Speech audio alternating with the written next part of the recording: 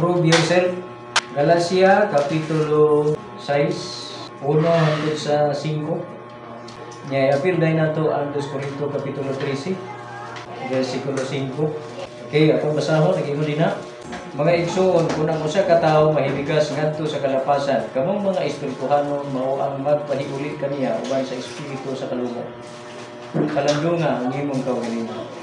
Base ikaw matintag usa. Magyayungay kamo sa mga kabugat ang usa ug usa. Ug sa ingon ni ana kumana ang kasuguan ni Kristo.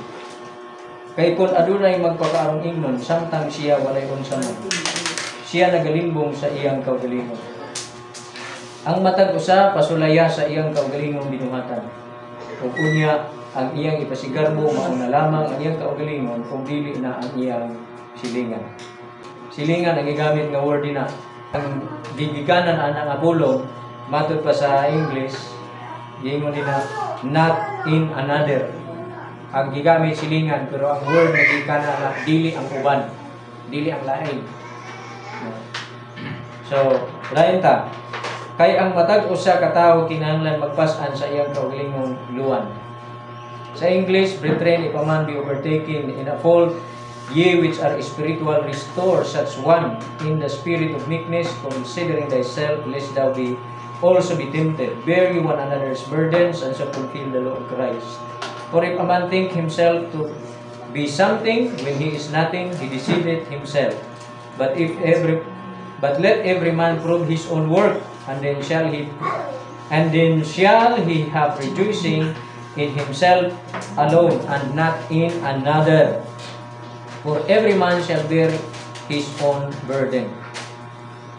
So ang ato din mga igsoon nga tun-an karon kining pagpas-an sa atong kaugalingong luwan o kanini ang pagtinabangay, pagyayungay sa mga luwan. Pagpas-an sa atong luwan o mga kabugat or burden o niya pagtinabangay o pas-an sa atong mga luwan o mga burden. Gawas nga magtinabangay ta sa pagpas-an o magyayungay kita ato sa gibaluan nga aduna tay obligasyon nga pas-anon ang atong kaugalingon nga luwan atong burden. Dili nato ipapas-an ang atong luwan, ipapas-an lang nato sa uban. Kundi dapat di ay doon na tayo obligasyon, obligado kita nga atong pas-anon ang atong kaugalingon. Nga atay personal, nga atay kaugalingon. Nga atay kaugalingong obligasyon sa imong kinabuhi. Matag usa sa ato. So ato ning matun-an, praktikal o espiritual. Okay? Unsa man ni siya?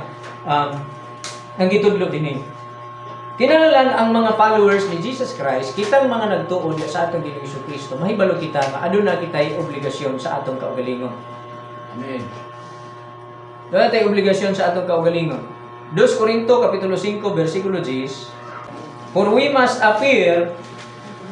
all appear before the judgment seat of Christ, that everyone may receive the things done in his body according to that he hath done, whether it be good or bad. Sa konteksto mga kaigsuonan sa adlaw sa paghukom, sa adlaw na maghukom na ang Dios, ang matag usa individual, matag usa ka tawo moatubang sa hukmanan ni Kristo. Diya sa iyang judgment seat. Individual, dili by group. Busa dili ka makaingon nga ay kana akong pastor mo na nay bahala mga bugar sa ako dito. Siya may nakabalo sa among doktrina. Kaya siya magana ang among gatudlo kanamo. Dili. Dili ingon dito nga ako ang nagrepresent sa bulwa sa Bilya Candida. Kung unsa may ila ako ra pangutana.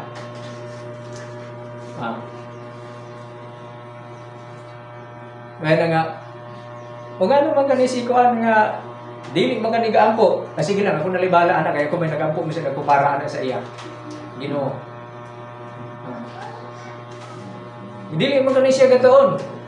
Sige lang Ginoo, ako sa gatuon para na kaniya. Ako na manubag na. Dili. Kung katong dito sa Mateo Kapitulo 25 nga diha sa tuon niya diha sa tuong bahin o diha sa walang bahin adunay paglinya sa mga tao. Ang linya sa mga tao nga naa sa tuon niya gitawag og linya sa mga karnero. O kadtong naa sa wala linya sa mga karnero. Unya, kadtong mga karnero, mao kadto silang mga tao nga ignat sa Ginoo nga gigutom ako, gipakaon ninyo ako. Nahubo ako, gibistihan ninyo ako. Wala ako'y balay nga kasak-an, gipadayon ninyo ako. Nabilanggo ako, inyo akong giduaw. Nagmasikiton ako, inyo akong giduaw. Di ba? Ingon dahil sila, Ginoo, kano sa mga nanamo ng nabuhat? Ingon pa sa Ginoo, nabuhat ninyo ka na, niyato panahon nga gibuhat ninyo, kini, ngadto sa mga labing gagmay, sa akong mga igsuon. Tunan ta naman na sa miyagi, di ba? Na-determine nato na kung kinsa katong mga igsuon ni Diyos. So, ang imong obligasyon, imo gyud buhaton. Ang akong obligasyon, ako gyud buhaton. Individual obligation sa pagtuman sa sugo sa atong Ginoo. Adunay sugo sa atong Ginoo nga magyayungay kita ang mga kabug-at sa usag-usa, tinabagay. Pero dili nato limtan nga aduna sa kita individual nga obligasyon pagpas-an sa atong mga luwan. Amen. Nga dili nato ang ipapas-an sa uban. Dili ingon nga sila kanunay ang mag-support kanato, sila kanunay ang maghatag kanato, dili siya nga. Doon na kanay inani. Ang bata, santang bata pa siya, ikaw ang mag-ilis sa ensinina. Amen. Ikaw ang magligo para sa iya. Liguan mo siya para mahindo siya, di ba? Ikaw ang magtrapo sa iyang sipon. Di ba? Kung na iyang sipon. Di ba? Pero kung mudako na siya, dili na ikaw ang magtrapo sa iyang sipon. Hamtong naman siya. Ayan na itong obligasyon. Di ba? Dili na ikaw ang magligo para sa iya. Gawas na lang kung nagmasikiton siya. Dito musulod ang pagyayungay. Gawas na lang kung nagmasikiton siya. Kadi naman niya kaya yung kaugalingon. Nagluya na siya. So, mo na itong bear ye one another's burdens. Magyayungay ka magkabugat sa usag-usag. Maunang mga anak, kung ang ginikanan baskog pa, ang ginikanan mo lihok gina, mo trabaho gina. Pero ang ginikanan luya na, dito na karon mo sulod ang sugo ni Kristo nga magyayungay. Imo nang amumahon, imo nang alimahan ang imong ginikanan nga tigulang ka. Di naman niya kaya. Nay ginikanan nga tigulang na nung siya, di na tayo makaabot dito. Ikaw na mo tama. Di ba? Hindi naman niya kaya. Ang pagluto siya pagkaon, ang pagpangita siya pagkaon, ikaw na ang himo na na para kaniya. Yayungan, muyayong ka na, kani niya madaugo siya ra. Yayungan, help. Ang buti pasabot na ng yayong, help. Tawangan ni mo siya. Diha sa atong pagkinabuhi sa espirituhanon, aduna gihapoy mga panahon nga atong mga kaigsuonan madupin ni Apostol Pablo sa Galacia 6. Adunay panahon nga mahiligas ang atong mga kaigsuonan, mahiligas ngadto sa pagpakasala.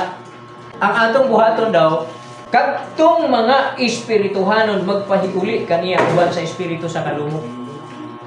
Ato siyang tabangan nga makabalik, ma-restore siya sa iyang pagtuo diya sa Dios, sa iyang relasyon sa atong Ginoong Kristo. May espiritu sa kalumo, dili kay adtuon ta siya atong awayon.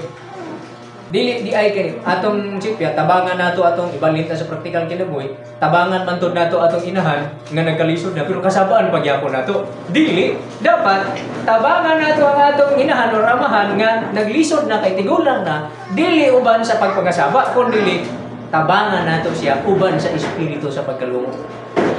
Mao diay na ang pagtulungan diha. Kadtong nahiligas, kadtong nasayo, kadtong anaa sa kaluya. Wala tay obligasyon nga sudyaan siya, wala tay obligasyon nga pasakitan siya, pasipadan siya, kasampan siya. Atong obligasyon, yayungan, help, tabangan nato siya sa mabugat nga iyang gipasaan. Di niya madaw kung siya na. Pero sa laing bahin, di nato limtan nga aduna tay gitawag individual nga obligasyon. Individual nga obligasyon nga magpahimuot sa Dios. 2 Corintios 5:9. Kay maoy atong tumong nga kung niaman kita nining lawasa or wala na kita nining lawasa, makapahimuot kita kaniya. So individual ka na, no? Individual nga obligasyon nga magpahimuot sa Dios. Wala ingon nga dunay mo tubos kanimo. Sa obligasyon nga individual, ikaw ang obligado nga mopasaan. Dili na nimo na ipamahin sa uban. Ikaw ang angay nga mopasaan. Sa atong kinabuhi, sa praktikal nato nga pagkinabuhi, ingon ini. Ang kamong mga bata, kitang mga anak, maunang pag-mature na ta, magdesisyon na din ta sa atong kaugalingon, magsugod na tag independent life. Di ba? Ato nang i-claim ang atong independence, di ba? Dili na ta gusto nga ang ginikanan pagyapon magdesisyon para sa ato kay gusto nato nga independent na ta. Kita na lang sa atong kaugalingon. Kung mulakaw ta, gusto nato nga kita na lang ang magbuot kano sa atong mulakaw. Kano sa ta mo pauli, gusto ta nga wala mo audit nato, di na mo ingon si mama o papa nga kano sa ka mo pauli, asa ka mo paingon. Pero kana siya kung hamtong kana o kaya na nimong barugan ang imong obligasyon sa imong individual obligation, sa imong kaugalingong obligasyon. Pero samtang mo sandig ka sa imong mama, sa imong papa, samtang mukuha ka sa ila, sa imong panginabuhi, sa imong panginahanglan, na dili ka mag-claim sa tibuok ng independence. Di ba? Dili angayan nga moingon ka nga independent naman ko, ako ra may kabuot kay tigo lang naman ko. Sa lain pagkasulti, legal age na ko or mature naman ko, hamtong naman ko. Di na ko bata. Sa imong unahuna, imong edad di na bata, pero sa obligasyon ang pangutana, basig bata pa ka, kay gasalid ka pa gihapon. Ikaw ra magdesisyon ka muna ka, pero ang imong pamiliti, dili ni mo madesisyonan nga ikaw ang mangita. Pero maglakaw ka, magdesisyon ka ikaw ra, di ka naman agit. Dili na siya sakto. Dapat, kung muklaim ka na, independent ka na, kay hantong ka na, ikaw na ang obligado sa imong kaugalingon, dapat kaya nimo ang maong obligasyon para sa imong kaugalingon. Kaya na nimo ang obligasyon nga ikaw na imong palit sa imong sinina. Kaya na nimo ang obligasyon nga ikaw na imong mangita sa ipalit sa imong pagkaon. Kaya na nimo ang obligasyon nga ikaw na imong mangita para sa imong kwarta. Kaya na nimo ang obligasyon nga mubarog ka sa imong kaugalingon, kay magdesisyon ka man para sa imong kaugalingon. Karon magminyo ka na. Unya dili man di ay nimo kaya nga barugan ang imong obligasyon nga magbaton og pamilya. Kay magsige man ikag ma palit na yapon. Ma ulay gatas ang bata. Imong apo ba, imong apo. Pa, imong apo pa luoy kayo wala ni gatas. Mo ingon sa imong papa ako lagi nagako, pero ikaw wala ka na. Di ba?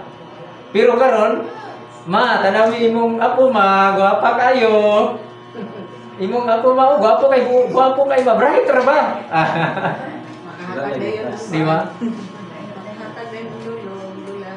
Pusa kanang ma-appreciate nato ang mga bata-on kani adtong panahon sa wala pa ni atong henerasyon. Gusto gid magbinyo na ganit sila, gusto silang maglain, matud pa nila bahala magpuyo kami sa payag nga ang ato dahon sa lubi, ang dingding dahon sa lubi, sa loob kawayan, basta kay among balay. Kaysa magsalin kami sa among nanay o tatay nga mangayo sa ila. Bahalag magkaon kami sa lagot mo, saging binggala kamuti, basta kay among kusina, among kaldero, among plato. Kaysa dito kami magpuyo kauban sa ila, sa among mama o papa. Ngano man ang nainana man na, dili na basta garbo. Nakasabot ka na nga nagdesisyon man ako sa akong kinabuhi, nahibalo ako sa akong obligasyon. Kanang giingon din na, everyone must bear his own burden. Ang matago sa dapat mahibalo nga magpas-an siya sa iyang kaugalingong palaskunon, sa iyang kaugalingong nga luwan. Ang matago sa kinahanglan mahibalong mo bitbit sa iyang luwan, dili kay ipabitbit pagyapon niya sa lain bisag iya na tong obligasyon nga bitbiton. Di ba? Sa pag-alagad ingon ani yapon, dili nato isalid sa uban ang tanan. Oo, dinhi na nagtudlo sa ato, naay nag-lead sa ato sa mga Bible study, naay nag-lead sa ato sa pagbasa pagtuon sa Biblia. Pero guidance lang kana. Ang function na ana is aid lang kana, tabang lang kana ang function na ana. pero dili na gyud nga di salig na lang nimo nga ang imong makatunan nagdepende na lang sa isa ka Domingo, sa isa ka bulan diya kara makaibad. Diya kara makabasa sa Biblia, diya kara maka-open sa pulong sa Ginoo. You must kinahanglan mahibalo ikaw. Mag-English na minuta. Kinahanglan mahibalo ka nga ano nimo ang imong kaugalingong obligasyon. Ang imong luwan, doon na kay obligasyon sa espiritual nga ginabuhi nga magtuon o magsusi ka sa pulong sa Ginoo. Nga di ka maghuwat kung doon na kay kauban nga magsusi, ayaw ka magsusi. Kung doon na kay kauban nga magbasa, ayaw ka magbasa. Kung doon na kay kauban nga magampo, ayaw ka magampo.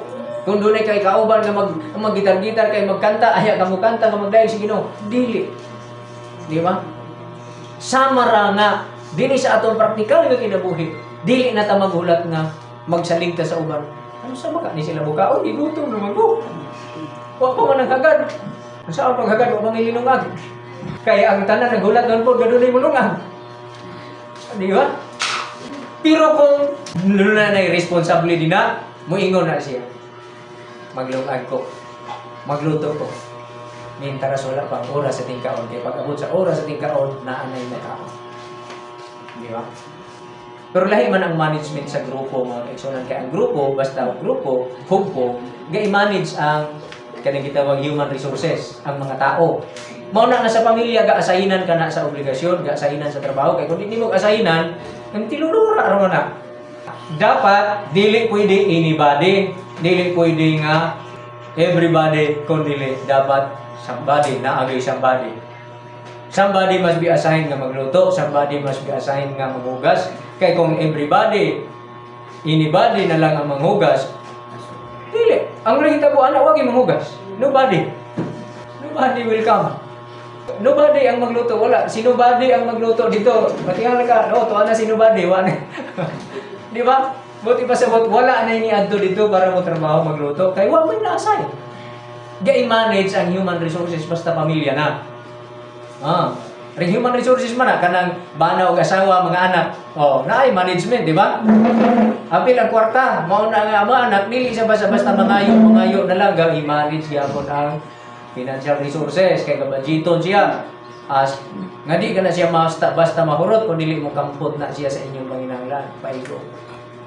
Di ba may ang bata kay makasabot, ingon sa mama nga bisag dagan pagina si kwarta di mangatag.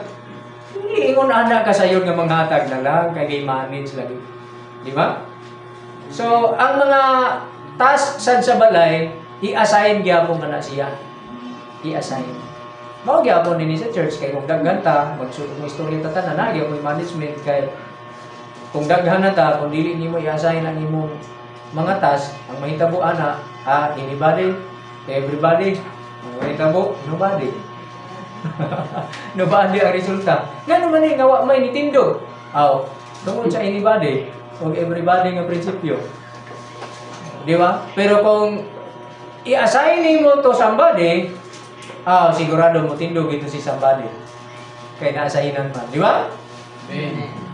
Pero di pa man inguna na kalisod din sa ato. Kasi patindugon tamo tanan o makabay. Kabalo lang mo 5 minutes. Kaya rin, di ba?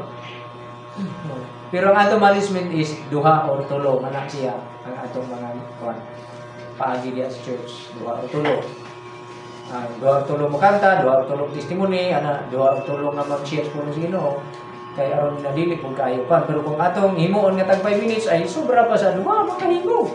Sobra pa sa tulo. Di ba? Okay. Now,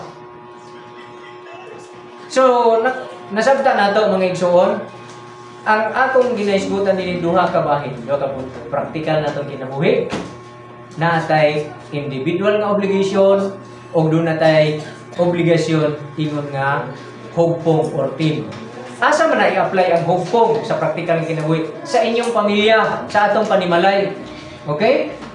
Katong giingon dito nga bear one another's burdens, magyayungay kamo ang usa kaninyo, magyayungay sa mga kabugat ang matag usa, i-apply dito sa pamilya. Bana o asawa magtinabangay kauban ng mga anak. Di ba? So unsaon man na karon pag-apply? Okay, divide the task, i-assign ang mga tahas. Lahi manghugas plato, unya i-scheduleon sila, manghinlo sa balay, di ba? Dili kay isa ra ka tawo ang magtrabaho ana tanan. Dili angay. Tabangan na ninyo. Kay nga naman, ang matag usagi itudluan nga magyayungay sa mga kabugat. Okay, so sa panimalay, walay malusdukan. Walay malabian sa trabaho kung dili kinabangay. Di ba? Kinabangay. Lahi ang manghinlo sa CR, naay magtrabaho anak. Di ba? Naasay manghinlo sa plato, naasay manghinlo sa palibot. Depende na kung saan ninyo. Kana ako, suggestion lang, pero depende na. Example lang ka na, aron ma-manage dito sa balay, o ma-exercise na ito, ma-practice ka ng mitudlo sa puno sa Ginoo nga magyayong ngayon ka mga kabugat sa usap-usap. Sa praktikal ng kinabuhi. Doon ay mga bugat, mga buluhaton, mga lihukonon sa balay. Di ba? Nakita ni mga wala man ko giasahinan. Murag ako kabaluan siya ako trabaho ani. Ay, pag-volunteer na. Ingnan na si mama o papa ni mo or ka ng kauban ni mo sa balay nga. Pa, or ma, kung sabi akong trabaho ani, kaya galing ko kabaluan siya akong trabaho. Or di ko masulta na dito, ano na, imo. Di ba? Ayaw pagulat, maingong ka ay, salamat, kiwa kong gitagaan trabaho. Murag, kung buhaton ani, maglakwat sara or matulog siguro. Kagtong uban, kay sila may gitagaan trabaho, sila yung obligado, ana. Ayaw. Ang obligasyon po ni mo na, iikot din makigiyayong ka. Amen? Amen. Makigiyayong ka. Help! Mutabang ka. Unya, dili lang sa mga lihukonon. Mga pinansyal, nga mga panginahanglan sa balay. Ikaw, anak, kung doon na ka na'y kapasidad, na ka na'y kusog, na ka na'y kabasog, na ka na'y talito, ayaw na. Ayaw na pagsalig lang sa ila. Muingon ka na karon nga, muyayong na ko. I will help. Mutabang na ko. Para matagbo ang among mga kinahanglanon aning among panimalay. Mutabang. Dili ka mutabang o pangayo lang. Mutabang ka nga ma-provide ang inyong panginahanglan. Dili lang kay pangayo rahil. Dili lang kay consumer ka lang. Kung dili, producer ka sa. Amen. Amen. Makaproduce ka. Makaamot ka. Mauna ang nakanindot mga igsuon diya sa pamilya. Kung ato nang ma-apply ang pagtulunan, ingon biya din na og tumana ninyo ang sugo ni Kristo. Pinaagi ana matuman nato ang sugo sa Ginoo. Financially nakaamot ang matag usa, bana, asawa, nakaamot pagid ang mga anak, kay ang mga anak kabalo na di. Bugat pa ba? Dili na kay bugat. Di ba? Sa espirituhanon mao gihapon. Iya yung ngay gihapon tinabangay. Unya, kung doon na manggaling nagluya, tabangan nato ang makapasko. Nga naman, tungod kay paninglan kita sa Ginoo sa atong obligasyon. Paninglan kita niya sa 2 Corintios 5:10, ang tanan kanato, tanan kita mga tubang sa iyang atman. Unya ang matag usa magahatag og husay sa atong mga nabuhat. O dito sa verse 9, 2 Corintios 5:10 man ako, sa verse 9 giingon dito, maoy atong goal, may atong kalabuton nga makapahinuod kita sa Ginoo. Kining tanan buhaton ta, praktikal man nga kinabuhi, o para man sa atong espirituhanon nga kinabuhi, buhaton ta sa pagpahimuon. Wala pa'y nakaperfect sa ato ani. Gatuon pa ta. Dili ta moingon nga kana siya kay naasayan pagluto, siya na lang tanan. Wala naman ko gibuhat, human naman ako akong trabaho. Ikaw na yung trabaho niya, bahala ka na. Kaya ako human ako ayaw sa. Kaya naman yung mga tabang. Tabang po. Tabangi. Kaya nga murag wala kong galing siya kauman siya trabaho niya. Okay po magkaya ko, kaya mo kaya ako. Tabangan ako eh. Di ba? Anso man na, napay-gutar mo niya, kaya maggutar ko. Naipanito nun, kaya magbanit ko. Nailabay nga basura niya, kaya akong ilabay. Ay kanindot kayo. Sa itong kinabuhi. Sa pamilya, nindot yung anak. Mo na yung gusto sa Ginoo. Niya. Ang pamilya nga magpuyo sa panagiusa. Subuon sa Ginoo ang panalangin, bisan pa ang kinabuhing dahil. Naanay panalangin ng material, subuon ko din, bisan pa ang kinabuhing dahil.